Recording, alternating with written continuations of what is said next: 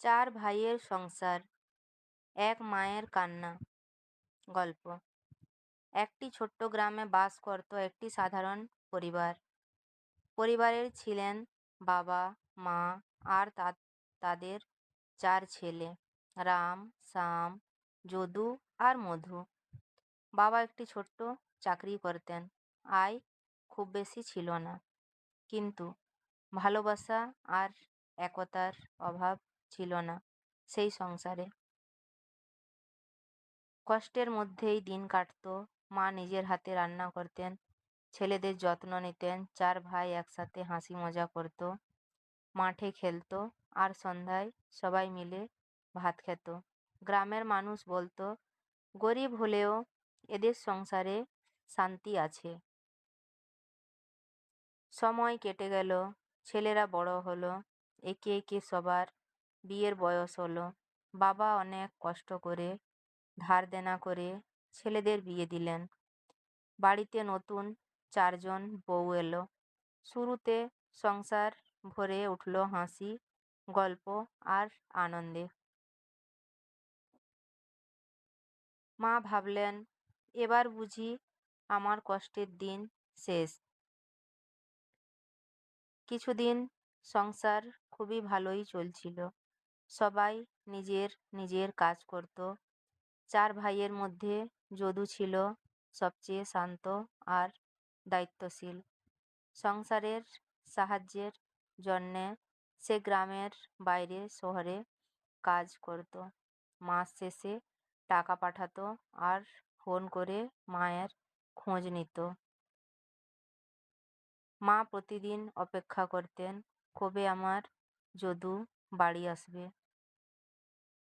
একদিন সন্ধ্যাবেলা, আকাশে কালো মেঘ, হালকা বাতাস বইছে।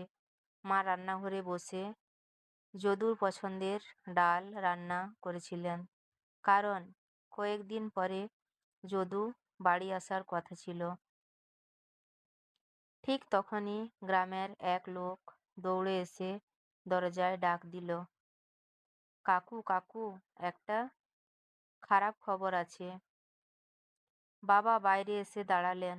লোকটির মুখ ফ্যাকাশে, কাঁপা গলায় সে বলল, যদু, যদু আর নেই।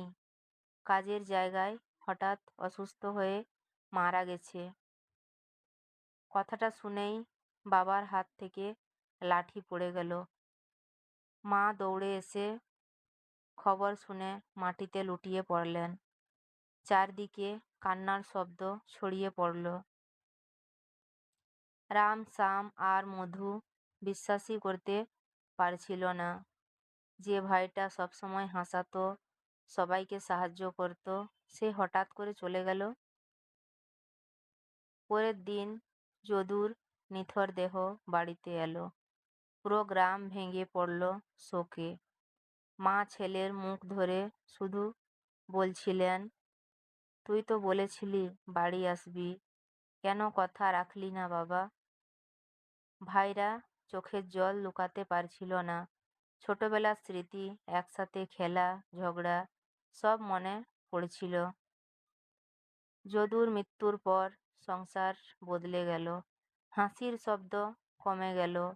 মা প্রতিদিন সন্ধ্যায় দরজার দিকে তাকিয়ে থাকতেন, যেন যদু আবার ফিরে আসবে। বাবা বুঝলেন জীবন কত অনিশ্চিত। তিনি ছেলেদের বললেন, টাকা নয়, মানুষটাই আসল।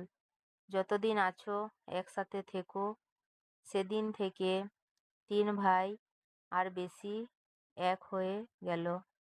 তারা মাকে কখনো একা থাকতে দিত না। যদু না থাকলেও তার ভালোবাসা সংসারটাকে একসাথে বেঁধে রাখল। গল্পের শিক্ষা, জীবন খুব ছোট্ট। প্রিয় মানুষদের ভালোবাসা আজই প্রকাশ করা উচিত, কারণ কখন কোন খবর জীবনের সব হাসি কেড়ে নেয় কেউ জানে না।